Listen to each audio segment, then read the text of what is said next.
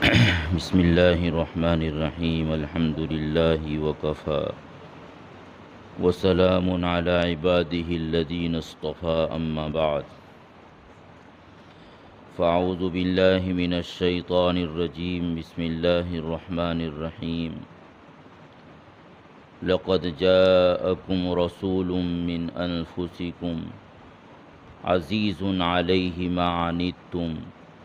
حریص علیکم بالمؤمنین رؤوف الرحیم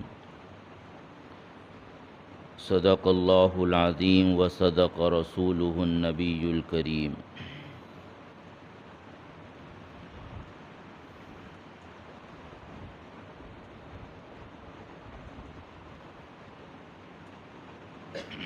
یہ سورہ توبہ کی آخر سے پہلے کی آیت ہے، جس میں اللہ تبارک و تعالیٰ نے نبی کریم صلی اللہ علیہ وسلم کے کچھ اوصاف کا تذکرہ کیا ہے،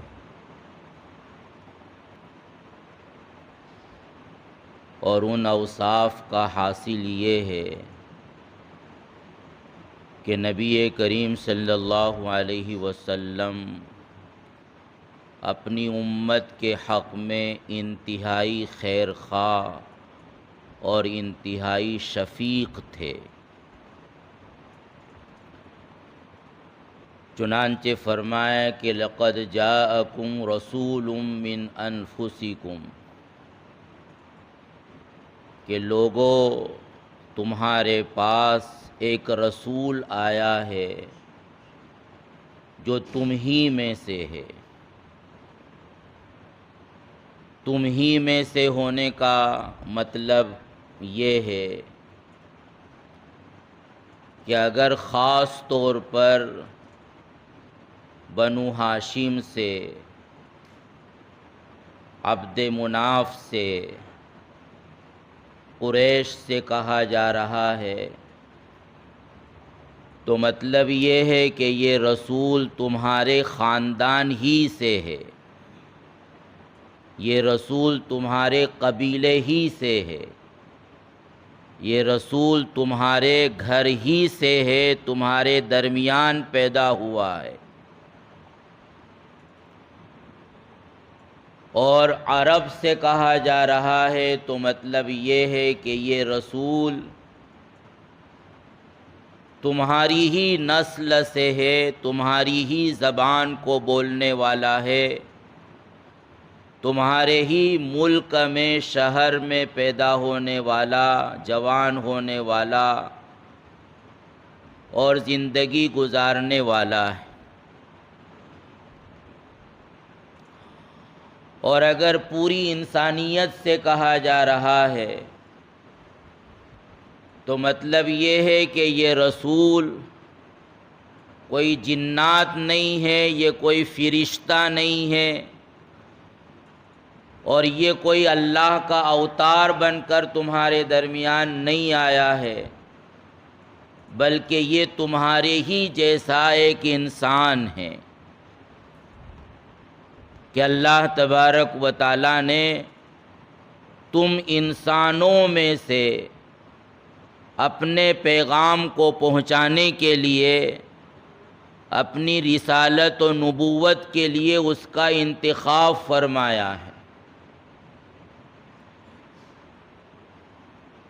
اور اس کے بعد پھر اللہ تبارک و تعالیٰ نے اس آیت کریمہ میں نبی کریم صلی اللہ علیہ وسلم کی کچھ صفتیں بیان فرمائی۔ عزیز علیہ ما عنتم، کہ تمہاری تکلیف اس پر بہت شاق گزرتی ہے، یعنی امت کو اگر کوئی مشقت لاحق ہوتی ہے، امت اگر کسی تکلیف میں، رنج میں، درد میں، غم میں مبتلا ہوتی ہے تو رسول بے چین ہو جاتا ہے۔ عزیز علیہ ما عنتم، اور پھر فرمایا کہ حریص علیکم، کہ یہ رسول تمہاری ہدایت کا حریص ہے، وہ دن رات اسی فکر میں رہتا ہے کہ میری امت کے ایک ایک فرد کو ہدایت مل جائے، وہ گمراہی سے نکل جائے،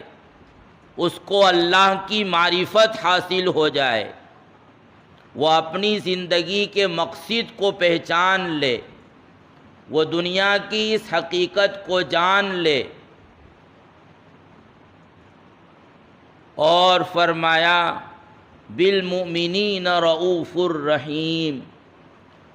کہ وہ مسلمانوں پر انتہائی مہربان اور انتہائی شفقت کرنے والا ہے۔ رؤوف اور رحیم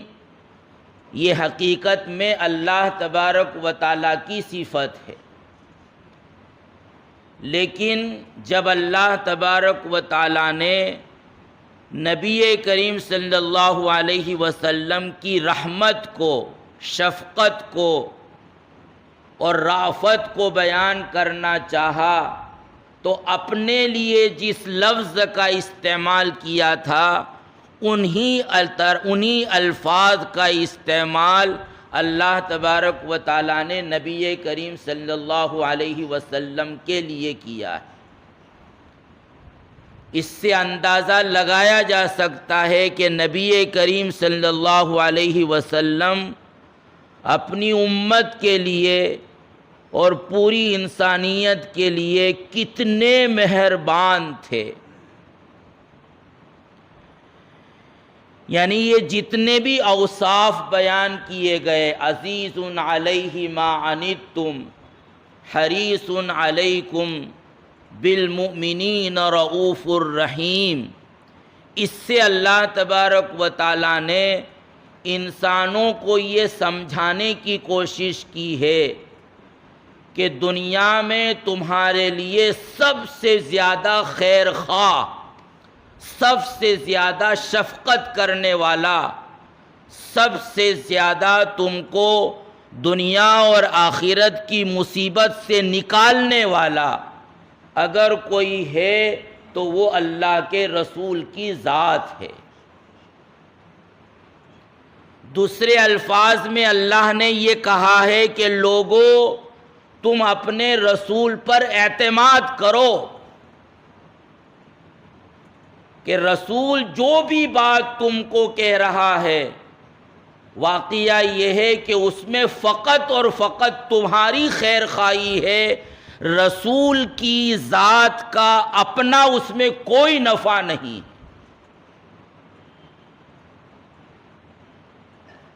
اور رسول کی ذات پر اعتماد کا تقاضا یہ ہے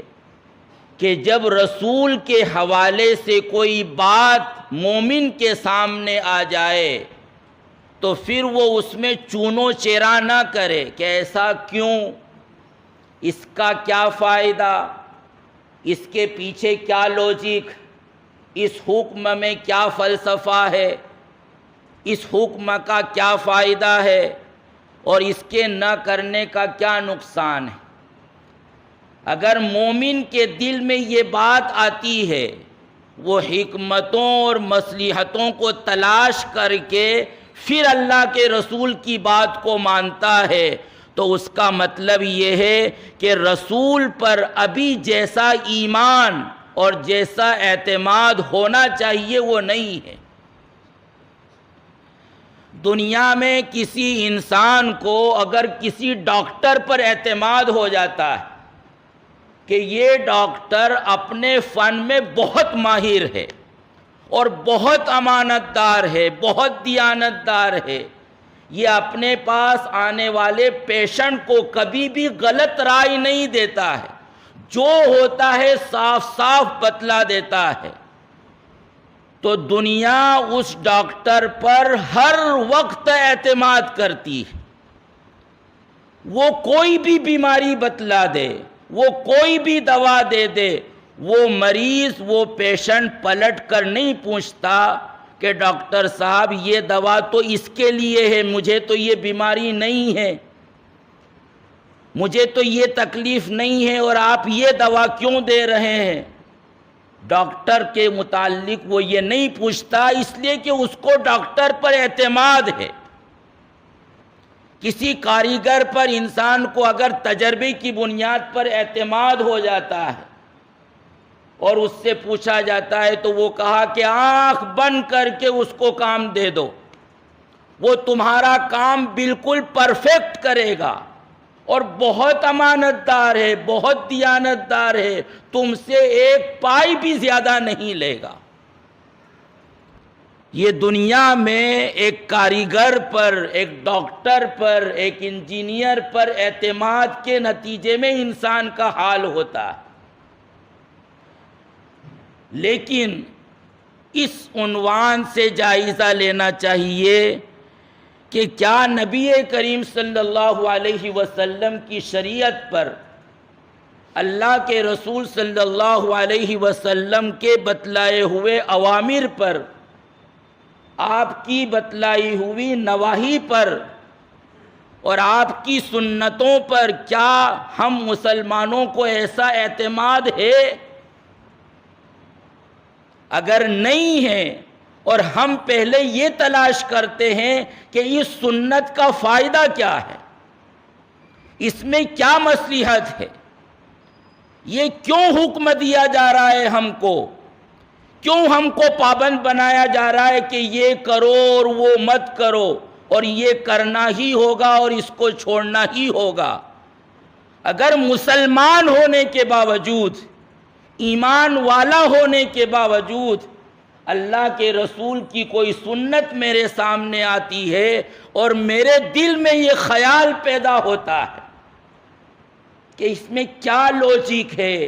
اور اس میں کیا فائدہ ہے، اور اس کے بعد میں قدم اٹھاتا ہوں اور اس کو کرتا ہوں، تو اس کا مطلب یہ ہے کہ جتنا اعتماد میں نے ایک ڈاکٹر پر کیا ہے، جتنا اعتماد مجھے ایک انجینئر اور ایک کاریگر پر ہے، اتنا بھی اعتماد مجھ کو اللہ کے رسول کی ذات پر نہیں ہے۔ اور اگر نہیں ہے تو اس کا مطلب یہ ہے کہ ایمان نہیں ہے، کیونکہ ایمان نام ہی ہے اللہ کے رسول کی شخصیت پر مکمل طور پر اعتماد کرنے کا۔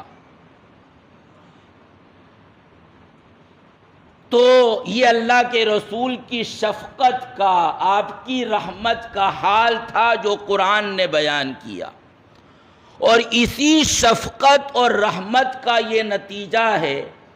کہ اللہ کے رسول صلی اللہ علیہ وسلم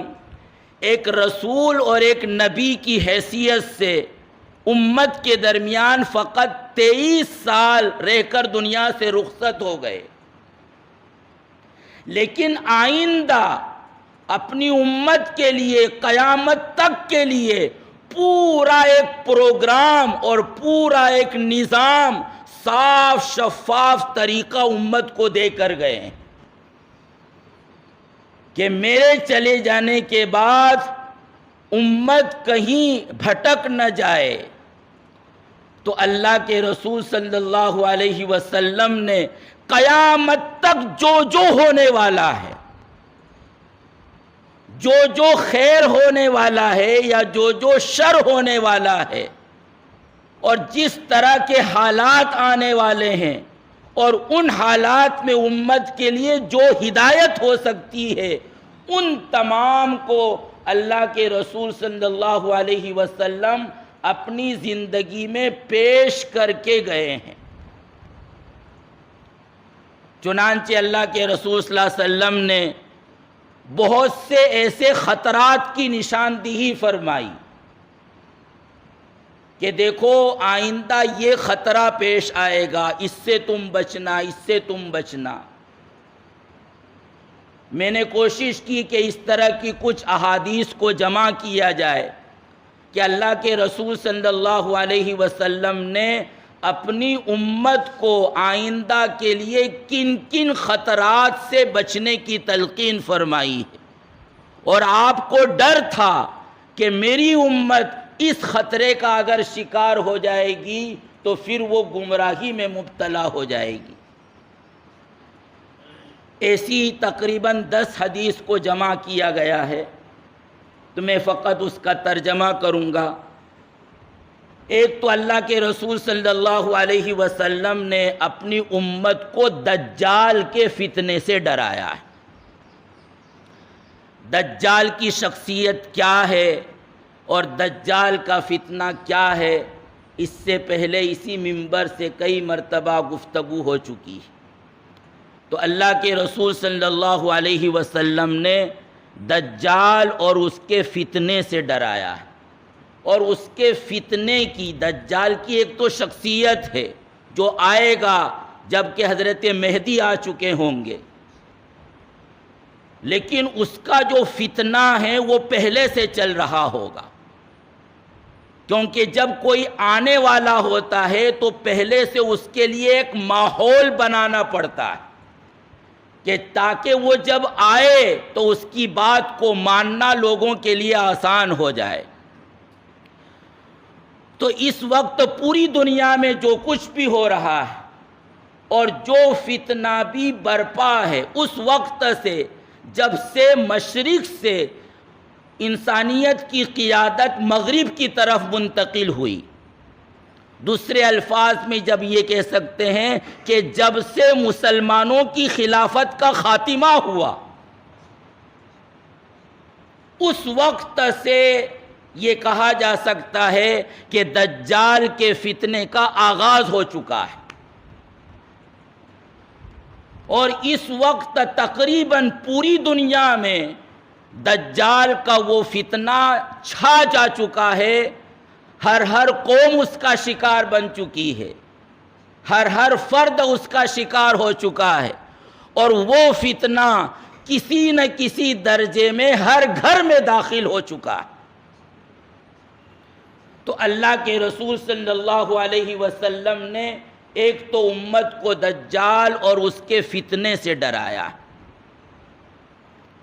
اور آسان الفاظ میں اس کو سمجھنا ہو تو یہ کہا جائے کہ یورپ سے آنے والا کلچر،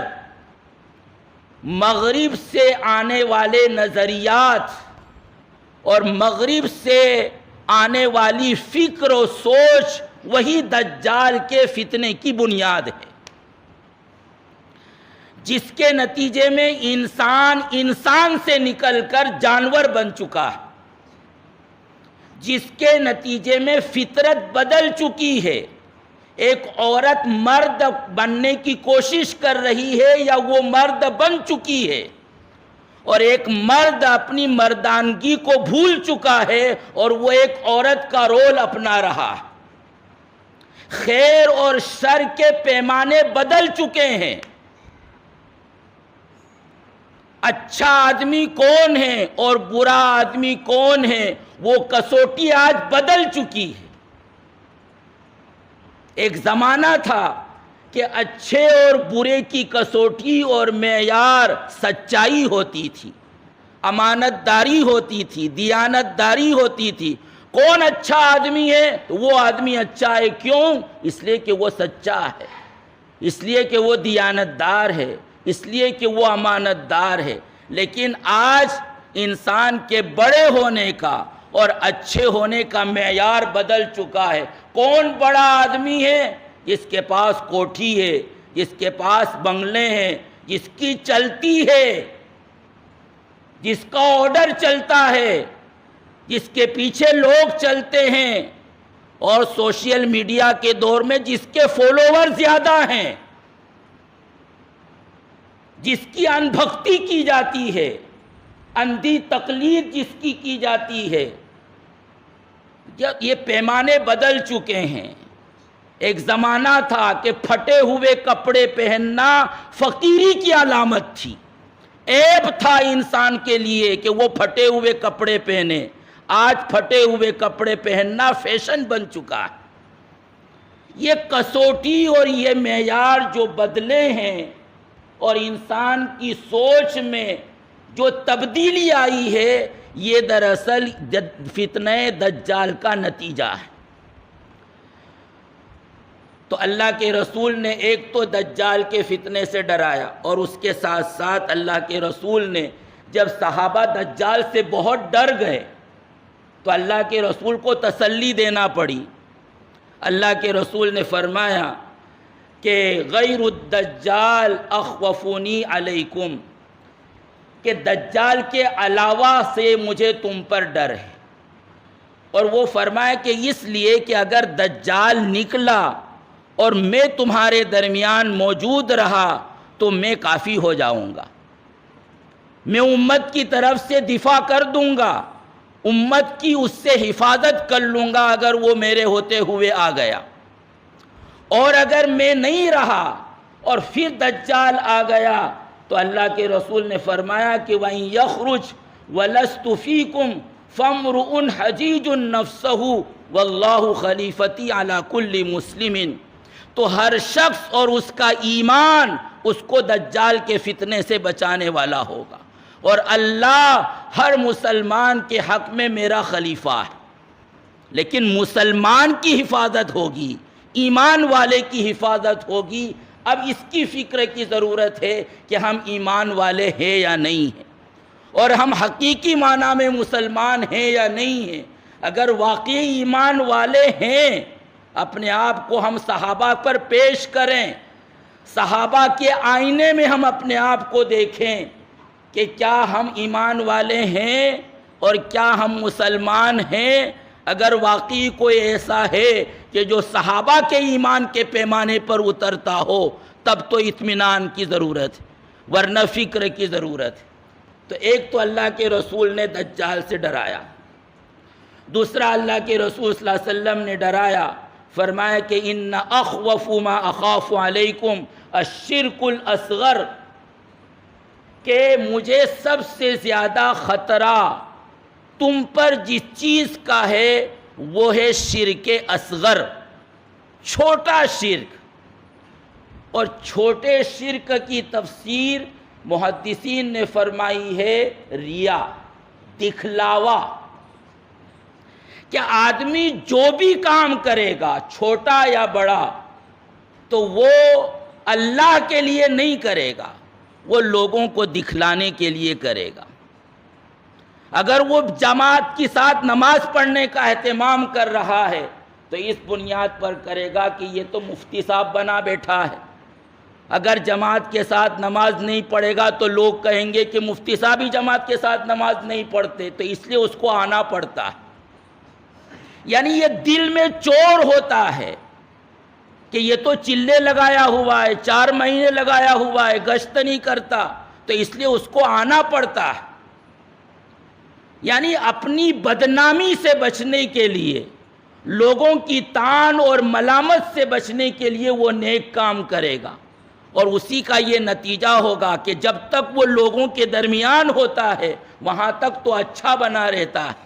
لیکن جب وہ تنہائی میں ہوتا ہے جہاں اللہ کے علاوہ کوئی دیکھنے والا نہیں ہوتا تو پھر وہاں وہ گناہوں میں مبتلا ہوتا ہے۔ یہ اس وقت ہوتا ہے جب کہ انسان کا عمل وہ ریا کے ساتھ ہوتا ہے، وہ اللہ کی رضا کے لیے نہیں ہوتا، اس کے دل میں اللہ کی خشیت نہیں ہوتی، تو پھر وہ تنہائی میں طرح طرح کے گناہوں میں مبتلا ہوتا ہے۔ پھر ایسے گناہ کرنے میں اس کو کوئی جھجک نہیں ہوتی جس گناہ کو سوسائٹی میں گناہ نہیں سمجھا جاتا،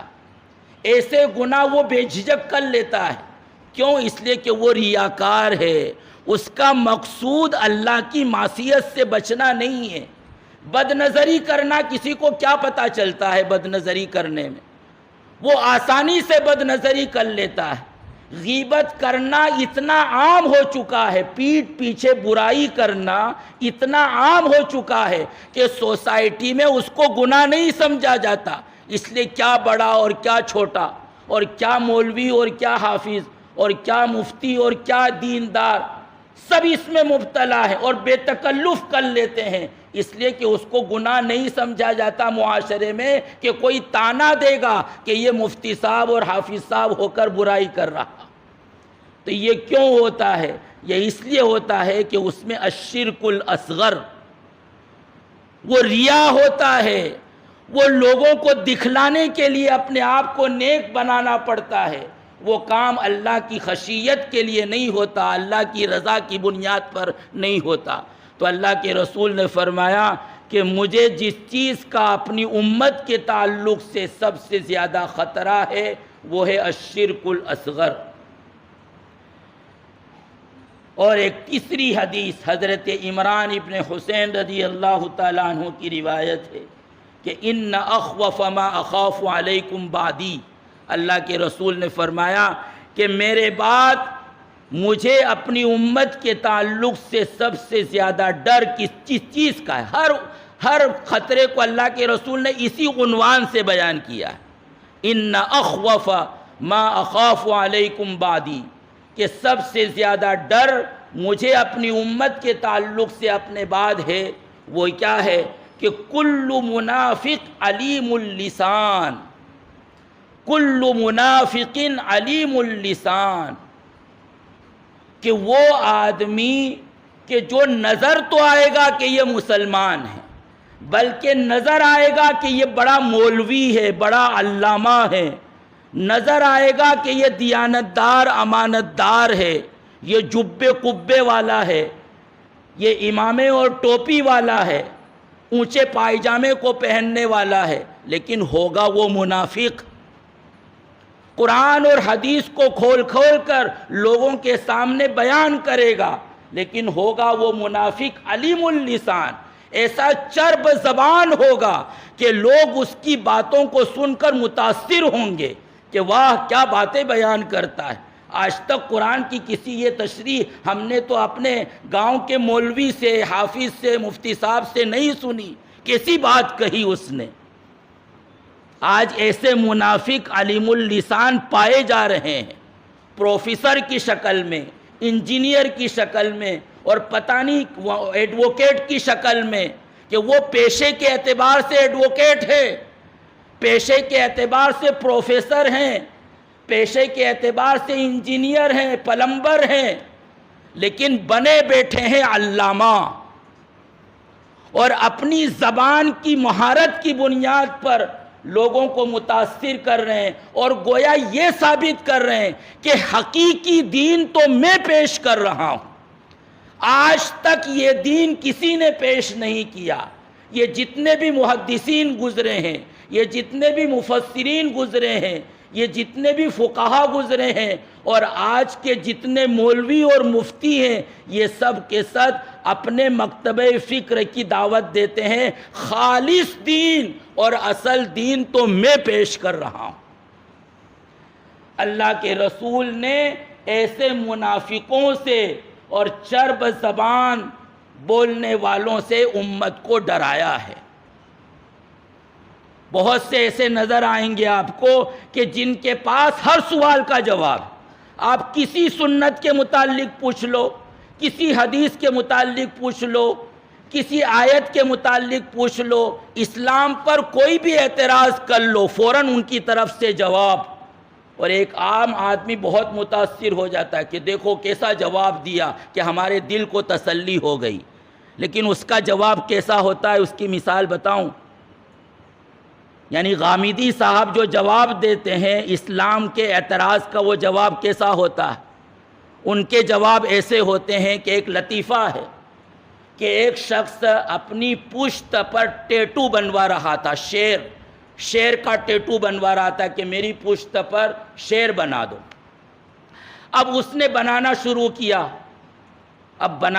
کیا، تو اس کو درد ہونے لگا۔ وہ پوچھا کہ کیا بنا رہے ہو؟ تو کہا کہ شیر کی دم بنا رہا ہوں۔ تو کہا کہ چھوڑو دم کو، بغیر دم کا بھی تو شیر ہو سکتا ہے، کہ ٹھیک ہے۔ پھر اس نے بنانا شروع کیا، تو کیا بنا رہے ہو؟ تو کہا کہ شیر کا پیر بنا رہا ہوں۔ تو آگے بغیر پیر کا بھی تو شیر ہو سکتا ہے، تو چھوڑ دو اس کو۔ پھر اس نے بنانا شروع کیا، تو کیا بنا رہے ہو؟ کہا کہ شیر کا کان بنا رہا ہوں۔ ارے کان بنانے کی کیا ضرورت ہے؟ بغیر کان کا بھی تو شیر ہو سکتا ہے۔ ٹھیک ہے، کان کو چھوڑ دیا۔ پھر اس نے بنانا شروع کیا، تو کیا بنا رہے ہو؟ بہت درد ہو رہا ہے۔ تو کہا کہ آنکھ بنا رہا ہوں۔ تو اندھا بھی تو شیر ہو سکتا ہے۔ تو بھائی ہر چیز کو اگر چھوڑ دیا جائے تو پھر شیر کا ٹیٹو کہاں سے بنے گا؟ غامدی صاحب کے جواب ایسے ہی ہوتے ہیں، لوگ خوش ہو جاتے ہیں کہ دیکھو دیکھو کیسا اچھا جواب دیا، ہمارے کسی مفتی صاحب کے پاس یہ جواب نہیں ہے، کسی مولوی صاحب کے پاس یہ جواب نہیں ہے۔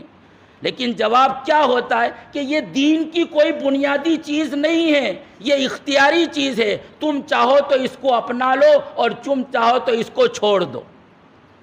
دین کی بنیاد تو یہ چند چیزیں ہیں، اس سنت کو اختیار کرنا کوئی ضروری نہیں، نکال دو اپنی فہرست سے۔ تو یہ حال ہے، تو اللہ کے رسول نے ڈرایا ہے امت کو، کل منافق علیم اللسان۔ ایک چوتھی روایت عبداللہ ابن زید رضی اللہ تعالیٰ عنہ فرماتے ہیں، عبداللہ ابن زید فرماتے ہیں، یا نعای العرب یا نعای العرب ان اخوف ما اخاف علیکم الزنا والشہوۃ الخفیہ۔ اللہ کے رسول نے عرب کو پکارا کہ اے عرب کے لوگوں، تمہارے لیے بہت بڑی ہلاکت ہے، تمہارے لیے ہلاکت کا خطرہ ہے، اس خطرے کی گھنٹی ابھی سے میں بجا رہا ہوں، تم محتاط رہنا کہ مجھے ڈر ہے تمہارے تعلق سے، وہ ہے زنا اور شہوت خفیہ کا، بدکاری میں مبتلا ہو جانے کا خطرہ ہے۔ آج اگر یہ کہا جائے تو یہ بیجا نہیں ہوگا کہ تمام فساد کی جڑ وہ شہوت رانی ہے، وہ لڑکیوں کے پیچھے بھاگنا ہے، وہ خوبصورت لڑکیوں کو تلاش کرنا ہے، یعنی فحاشی اور ننگا پن اوپر سے لے کر نیچے تک۔ کیا مسلم ممالک اور کیا غیر مسلم ممالک پوری دنیا میں ننگے پن کا اور بے حیائی کا وہ فتنہ ایسا پھیل چکا ہے کہ خدا کی پناہ انسان مشکل سے اپنی نظر کی حفاظت کر پاتا ہے۔ جتنے بھی بڑے بڑے معاصی ہو رہے ہیں ان معاصی کی بنیاد یہی ہے، الزنا والشہوۃ الخفیہ، یعنی بے شرمی اور بے حیائی کی کوئی انتہا نہیں رہی۔ وہ کام جو ایک زمانے میں خلوت میں کیے جاتے تھے اور میاں بیوی ڈسکس کرنا بھی اس کو بے حیائی سمجھتے تھے، آج ایسے کام اور ایسی باتیں ایک عوام پلیٹ فارم پر کی جا رہی ہیں اور اس کو آج کا ماڈرن طبقہ شمار کیا جا رہا ہے کہ یہ تو روشن خیالی ہے، اس میں کون سی حیائی کی بات ہے، کون سی اس میں شرم کی بات ہے، یہ تو عام چیزوں، یہ عام پلیٹ فارم پر اس کی ڈسکس ہونا چاہیے۔ خدا کی پناہ، یعنی ایک مرد کے لیے تو اپنے جسم کو کھولنا شرم اور عیب کی بات ہے، لیکن ایک لڑکی کے لیے اپنے جسم کو ننگا کر دینا عوام کے سامنے یہ کوئی بے شرمی اور بے حیائی کی بات نہیں، یہ روشن خیالی کا تقاضا۔ تو اللہ کے رسول نے اس فتنے سے ڈرایا ہے، کیونکہ اس فتنے سے انسان بہت سے گناہوں میں مبتلا ہوتا ہے۔ اور بھی اس طرح کی حدیثیں ہیں۔ اللہ کے رسول صلی اللہ علیہ وسلم کی ذات پر ہمیں مکمل اعتماد کرنا چاہیے۔ اللہ کے رسول امت کے لیے انتہائی شفیق تھے، انتہائی مہربان تھے۔ آپ کا رونا وہ امت کی خاطر تھا، آپ اپنی جان کو پگھال رہے تھے امت کے خاطر۔ یعنی کتنی بڑی بات ہوگی کہ اللہ کو قرآن مجید میں بار بار تسلی دینے کی ضرورت پیش آئی کہ آپ کیوں کھپا رہے ہو اپنے آپ کو ان لوگوں کے پیچھے، یہ نہیں آئیں گے ہدایت پر۔ یعنی کتنا اللہ کے رسول نے اپنی ذات کو امت کے لیے کھپایا ہوگا، کتنی اپنی جان کو پگھالا ہوگا، کتنی راتوں کو قربان کیا ہوگا، اور امت کے لیے جاتے جاتے بھی ایک پورا نظام دے کر گئے کہ میری امت جب تک اس نظام کو تھامے رہے گی وہ گمراہی سے بچی رہے گی۔ اور آج اگر اس امت اس نظام کو ٹھکرا رہی ہو،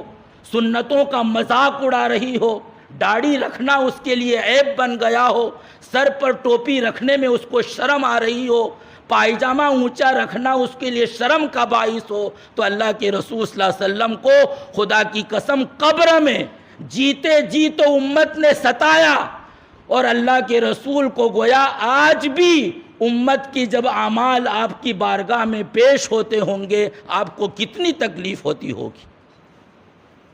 تو اس لیے دوستو، ربیع الاول کا مہینہ وہ جشن منانے کا مہینہ نہیں ہے، وہ زور زور سے قوالیاں اور نعتیں چلانے کا مہینہ نہیں ہے۔ دراصل اللہ کے رسول صلی اللہ علیہ وسلم کی سیرت کو پڑھ کر سیرت کے آئینے میں اپنے آپ کو دیکھنے کا مہینہ ہے، کہ ہم اپنے آپ کو دیکھیں کہ اللہ کے رسول کی سیرت میری زندگی میں کتنی ہے اور کہاں نہیں ہے اور کیوں نہیں ہے۔ اللہ تعالی ہم سب کی حفاظت فرمائے اور ہمیں سچی پکی توبہ کر کے حقیقی معنی میں اللہ کے رسول صلی اللہ علیہ وسلم کی سیرت کا متبع بنائے۔ آمین وآخر دعوانا ان الحمد للہ رب العالمین۔